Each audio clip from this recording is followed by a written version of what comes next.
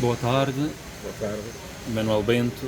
É um gosto tê-lo comigo nesta rubrica Conversa Sem Máscara do meu canal Contar com Letras. Já tenho entrevistado algumas pessoas e digamos, a marca da conversa centra-se em três pilares, digamos assim, ou três motes. Um pouco a apresentação da pessoa, aquilo que é, aquilo que faz, para nós compreendermos o enquadramento. Depois um pouco a questão de Deus e como é que a pessoa resolveu ou resolve ou está a resolver a sua dimensão espiritual, porque a humanidade não subsiste sem a dimensão espiritual. Bem, eu fui jornalista há vários anos, no Diário de Notícias, e depois estive sempre ligado a atividades políticas na área da assessoria. Passei da esquerda para a direita, também é conhecido de tudo, mas isso são opções de vida, fruto de circunstâncias, e não me arrependo do que fiz. Quanto à questão da espiritualidade, eu sempre gostei muito da Bíblia, da leitura da Bíblia, mas devo dizer que... O Bento é um leitor compulsivo. E da história das religiões tem várias obras e várias leituras. O que é que o fascina na história das religiões? Para já a ligação ao primordial, a ligação ao princípio. A inquietação sobre as origens, é um pouco essa a ideia. E sobretudo o dar sentido à vida. Mas também porque a religião está intimamente ligada à nossa história da humanidade e ao que nós somos, ao nosso desenvolvimento.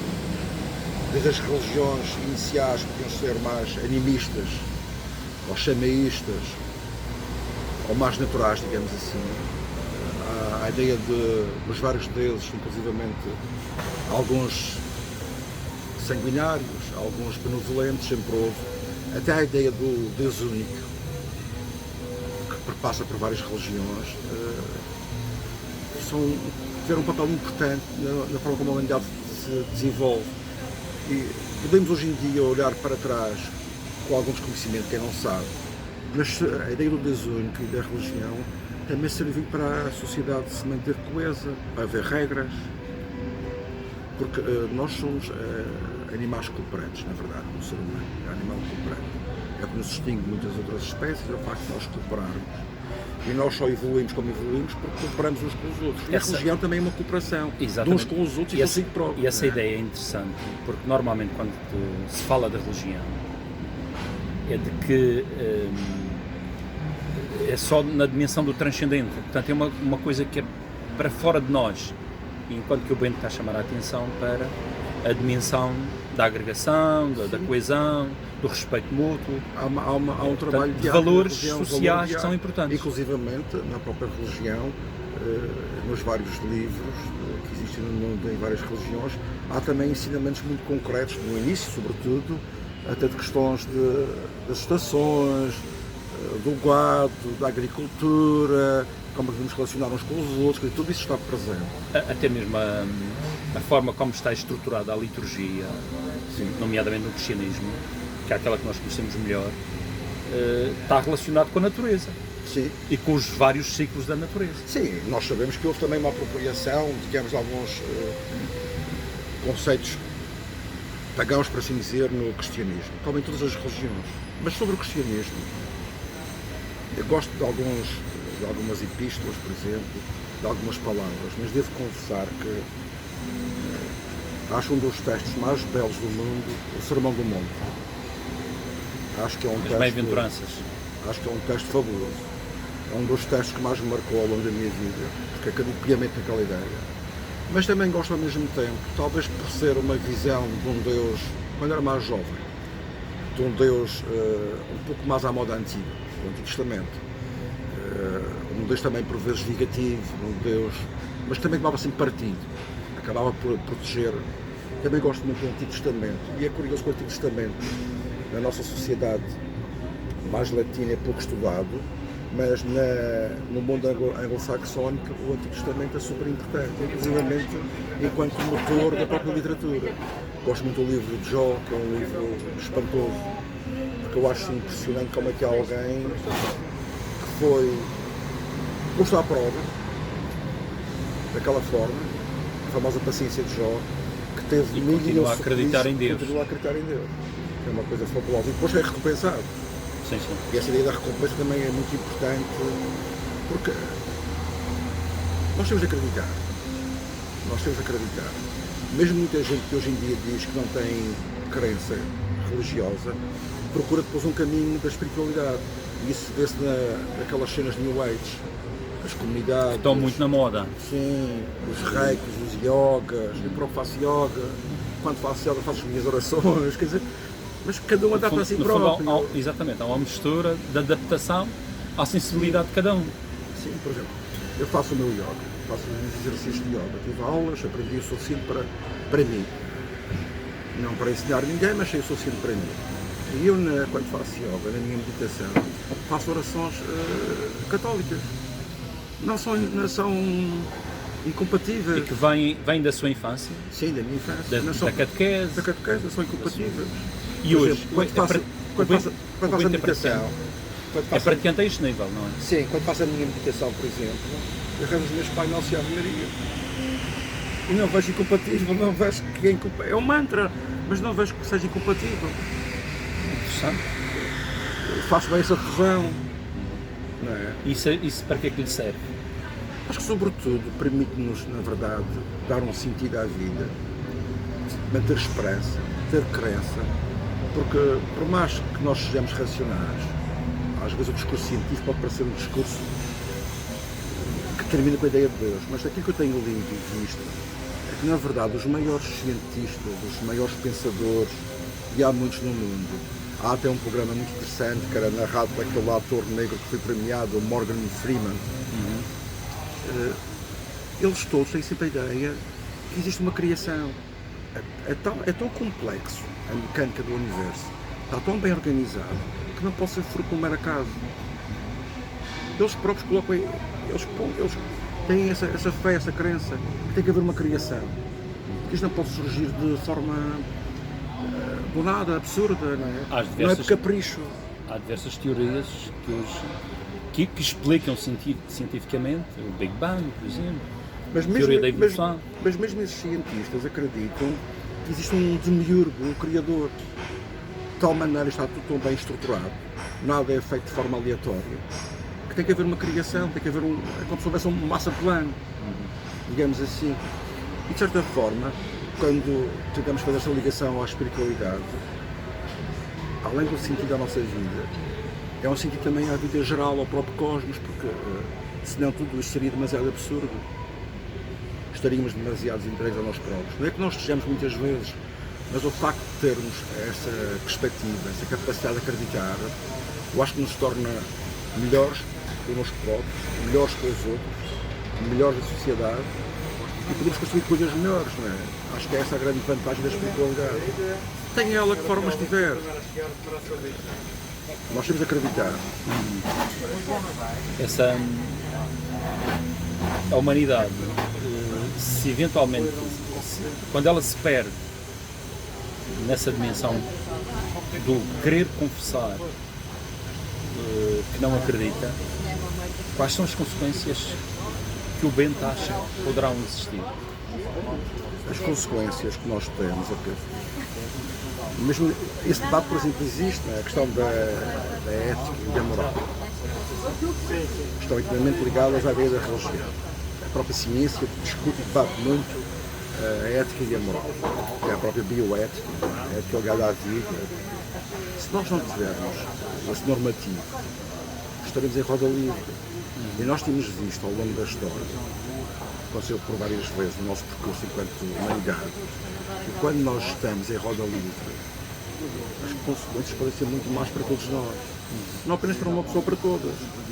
E essa importância de nós termos religiosidade, nós acreditarmos em algo superior a nós, que nos dá exemplo do que devemos ser, acho que é melhor para todos. O Bento, como é que se considera? Um agnóstico espiritual? Eu próprio tenho dúvidas, é verdade que tenho. E costumo dizer que quando estou sozinho à noite acredito em Deus. Uma citação quase irónica. Mas na verdade, por mais que eu pretende ser, digamos, demasiado científica, demasiado materialista histórico, eu não posso resumir a minha existência ao mero acaso. Porque nós somos a única espécie que nós conhecemos até agora que tem a capacidade de pensar e refletir sobre si próprio, sobre a origem, sobre várias dimensões, inclusive a metafísica, a religião. Não pode ser apenas um mero acaso. Se fosse um mero acaso, seria demasiado fortuito, não acredito nisso. Acho que tem que haver um sentido global e geral e vamos aprendendo ao longo do nosso percurso. Há dimensões religiosas, do pecado, da punição, que eu aí já sou menos tolerante. Mas acho que a palavra principal é sobretudo a generosidade, o altruísmo, a cooperação, a solidariedade, o perdão, a tolerância.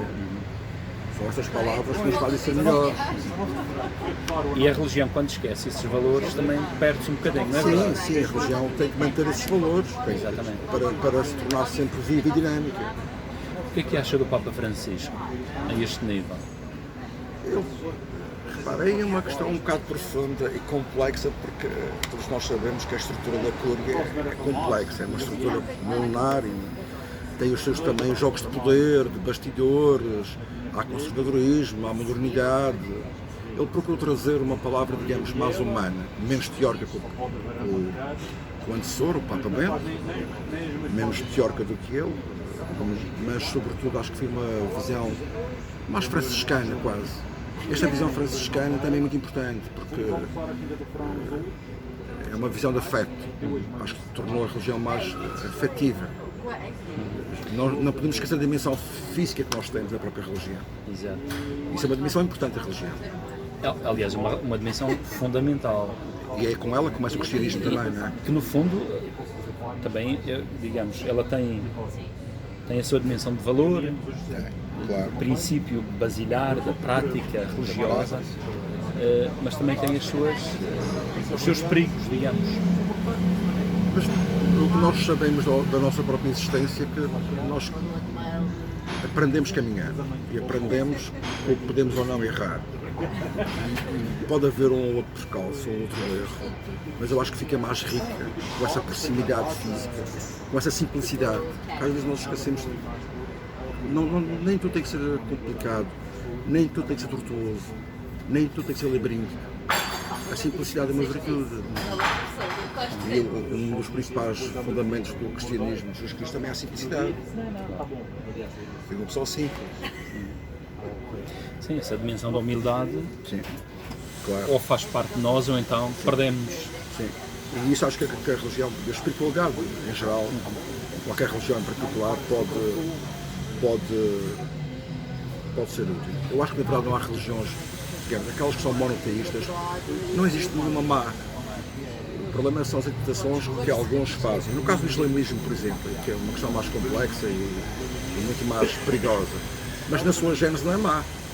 Partilham algo comum, como o próprio judaísmo. E o grosso do islamismo não é mau. Sim, não é mau. São grupos. Eu tenho o Corão em casa, Há células fundamentalistas. Já li Uma visão patológica de Deus que leva ao fundamentalismo e à Isso violência. é que é o problema. Ninguém quer a religião para ser violento. É para a paz, acho eu. Que é o mais importante. Se não for para isso, não serve para nada. Sim, por isso já nós temos guerra todos os dias uns com os outros. Não precisamos da Sim, não religião. precisamos de mais uma coisa que é feita para o bem e afinal vem fazer o mal. Não precisamos disso para complicar a nossa vida. Exatamente. Não devemos. E a questão da felicidade? Como é que a gente enquadra? A felicidade, a liberdade, como é que se conjuga isso? Porque muita gente também pensa que o acreditar em Deus pode coartar alguma liberdade, porque pressupõe essa confissão, dizer que acredita, ter que carregar com dogmas, com regras, e já são tantas as regras sociais. Eu não vejo dessa forma. Eu compreendo o que está a perguntar e a explicar, porque existe essa perspectiva, mas o que a vida me diz, o que eu tenho lido sobre isso me diz, é que muitas vezes esse conflito, digamos, interior que nós podemos ter, aconteceu várias vezes ao longo da história da humanidade em grandes vultos que tinham religiosidade ou que mais tarde aderiram a uma religião, pode ser até uma força criadora. Nós temos de saber lidar com o conflito.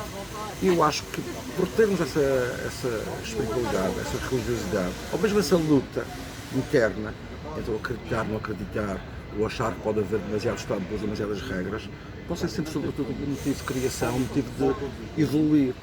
Nós temos que saber lidar com isso entre nós, mas acho que até é positivo, não vejo como negativo.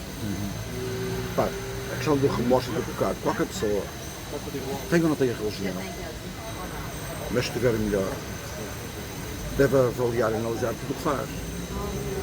E possa ter religião, e errar, e analisar e não fazer. Mas a religião pode-me ajudar a analisar melhor e também a não fazer. Eu parto sempre deste princípio, acho que até é algo positivo, esse conflito. E até houve grandes escritores que tiveram essa luta interna muito grande, mas serviram de força criadora. Há grandes poetas, por exemplo, que têm isso na sua poética. Exatamente. E que nos ajudam a pensar. Sim, claro. Torga é um exemplo desses, por exemplo, também teve esse conflito. E até mesmo Fernando Pessoa. Pessoa também teve. E outros grandes poetas. Há um poeta que eu gosto muito, que é judeu, mas da ascendência romena, de língua alemã, sobrevivente ao Holocausto. Acho que foi em Auschwitz que ele esteve. E ele depois suicidou-se ainda jovem, no seio na década de 70, que é o Paul Celan. E toda a poesia dele, que é uma poesia incrível, é o conflito interior entre como é que Deus permitiu o Holocausto. Mas ele manteve sempre até ao fim essa fé, esse conflito. E esse conflito permitiu escrever os poemas mais fabulosos do mundo. Daí aquela dimensão criativa que o Bento falava. Diante da inquietação do querer ou não querer. Nós temos que saber lidar com isso dentro de nós. Eu não acho que seja negativo. Eu acho que pode ser positivo.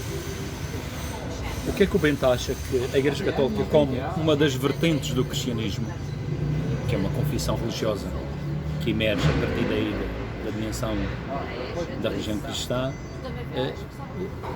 o que é que ela tem para dar hoje à sociedade?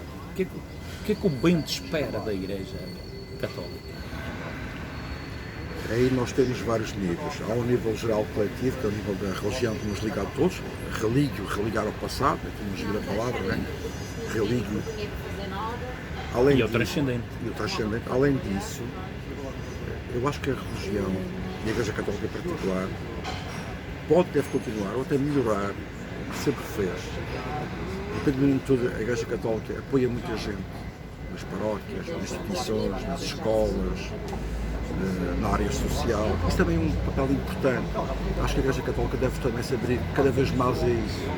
Não ser apenas a parte espiritual do templo, mas uma parte mais ativa na própria sociedade. Sair um bocadinho do âmbito ritual. Sair um pouco do ritual. Para fazer esta multimédia social, não é? Sair um pouco do próprio lado.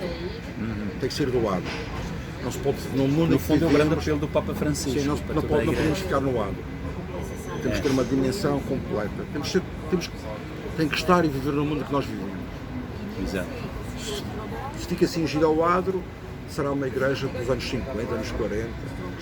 Isso já acabou. Eu lembro-me bem, o meu pai não era muito religioso, mas quando ele deixou a Ponte Delgada, ao norte da ilha, com 14 anos, fui trabalhar para a Câmara de Lobos como moço. À altura havia os moços de casa de um ex-padre.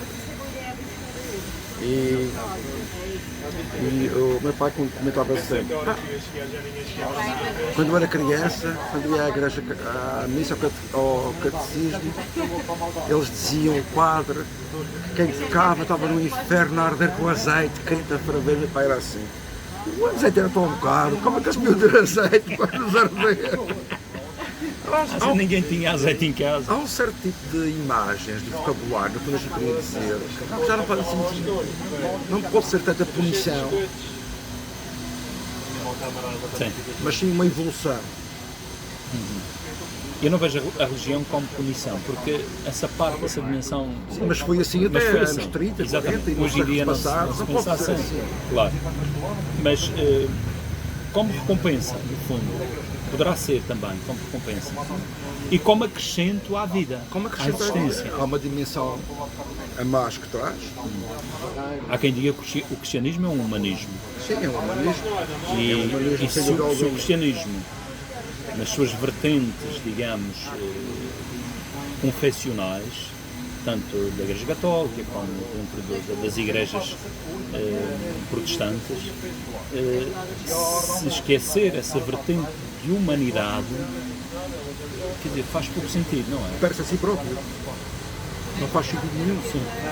É essa dimensão humana que se perdeu um pouco e que também pode acrescentar, aliás, também num próprio mundo cada vez mais tecnológico, mais técnico, mais digital, em que nós próprios estamos a perder a conexão com o que nós éramos em tempos anteriores. Essa dimensão humana é fundamental para nós mantermos a coesão da sociedade e de nós próprios, das famílias, até nos locais de trabalho, das comunidades mais alargadas. É essa dimensão humana que tem que estar sempre presente, porque nós estamos cada vez mais robotizados, mais mecanizados, mais digitais e vamos perdendo a essência. E quando nós perdemos a essência, perdemos a nós próprios. E se nós perdemos a nós próprios, perdemos o nosso presente e o nosso futuro. O que faz que nós sejamos uma espécie tão de tanto sucesso no mundo é também essa dimensão humana, na qual a religião é fundamental. Sem essa dimensão humana nós não teríamos sucesso, éramos mais uma espécie que anda aí. Sim, houve tantas antes de nós, da natureza. Houve tantas antes de nós que se extinguiram. Exatamente. Não é? E continua a haver extinções. Sim, continua a haver extinções. E poderá eventualmente chegar à nossa vez. Chegar à nossa vez. E nós temos que ter sempre essa consciência. Essa ideia é muito interessante, porque muitas vezes um dos grandes males da sociedade face à religião é de haver a tendência muito frequente de coisificar a religião. E costumo dizer, deixem a religião não ser coisificada, ou deixem de coisificá-la, de reduzir-a a coisas, quando já temos uma pleiade enorme que coisificam, sim, uma panóplia enorme de coisas. A religião não pode ser apenas mais uma coisa. A religião não é mais uma coisa. E não pode ser também uma mediação que vende um produto, ou que apresenta um produto, que também é mais uma coisa. Sim. Há aí já muitos. Exatamente. Agora que seja, de facto, uma mediação para nós sabermos lidar com as coisas, que nos ajude a lidar com as coisas que já existem. É o que nos mantivermos essa humanidade que a religião nos traz, esse humanismo que a religião nos traz. Eu tenho a certeza que nós seremos melhores seres humanos. Não tenho dúvidas quanto a isso. Porque sempre foi assim. Quando nós conseguimos manter o nosso humanismo presente, nós somos melhores. Ninguém me prova o contrário, que eu já, ao longo da história da humanidade, tenho visto isso. Ninguém prova o contrário. Agora eu consigo provar que tem sido assim. Quando falha o humanismo, quer dizer, falhamos tudo. E falha o nosso futuro. Daí que esta ideia da coisificação da religião é muito interessante para mim, porque nós batemos sempre naquela ideia reincidente para toda a gente de que, então, se Deus existe, porque é que temos fome no mundo, porque é que temos sofrimento, porque é que existe a morte, e uma série de coisas. Porque é que eu tenho problemas e Deus não me resolve os problemas. A existência de Deus não me desobriga das responsabilidades e de eu trabalhar tudo isto para mudar o que está mal. Exatamente. Deve ser alento e força. Exatamente. É isso que é importante. E que ele seja, de facto, no fundo, é um pouco essa ideia, que ele seja inspiração para eu ter mais força, mais coragem, mais esperança para resolver os problemas, para enfrentar os desafios que a vida me oferece, para enfrentar até mesmo a questão do sofrimento e da morte e por aí adiante. É isso mesmo, sem dúvida alguma. É isso que é fundamental. Caso contrário, como eu digo sempre, eu prefiro uma pessoa que tenha religiosidade, porque sei que vai ter humanismo, sei que vai ter alguns valores associados à religião, seja ela cristã, muçulmana, budismo, enfim, há várias religiões, na verdade, do que alguém que é puramente tecnocrático, que é puramente frio, robotizado, mecanizado. Quais são os valores dessa pessoa? Exatamente. Essa ideia também é muito interessante. Que vem sempre àquela ideia, portanto, ou acrescenta ou então não serve para nada. Sim. E acrescenta nesta dimensão da humanidade. É como nos torna melhores, digo sempre, nos torna melhores. Sem isso, exatamente. Há muitos estávamos condenados. Como é que o Bento, já notei que tem uma certa distância relativamente à prática, digamos, normal ou habitual da Igreja Católica, mas é católico, Sim. Batizado, batizado, os sacramentos todos. Cresmei-me na altura era possível, cresmei-me com 10 anos, no Socorro, o Padre Lira, que já faleceu, no Socorro, que é a minha paróquia, no Socorro. Como é que alimenta então, já disse no início, mas de qualquer maneira eu gostaria de dar mais uma ênfase a essa parte. Eu procuro Como é que sempre- resolve a sua dimensão espiritual? O seu alimento espiritual, digamos assim. Eu procuro sempre ter presente os valores, às vezes releio textos antigos que eu tenho em casa, sobre a religião, faço as minhas orações sempre, independentemente de não praticar, e isso mantém-me em equilíbrio. E também sei que é normal o ser humano dar 2 passos à frente e 1 para trás, ou 2 para trás e 1 para a frente. E acredito que a vida é, sobretudo, não tanto chegar ao fim, mas as margens é o nosso percurso. É nestas margens que nós andamos. E nestas margens que nós andamos, há dias melhores, dias piores.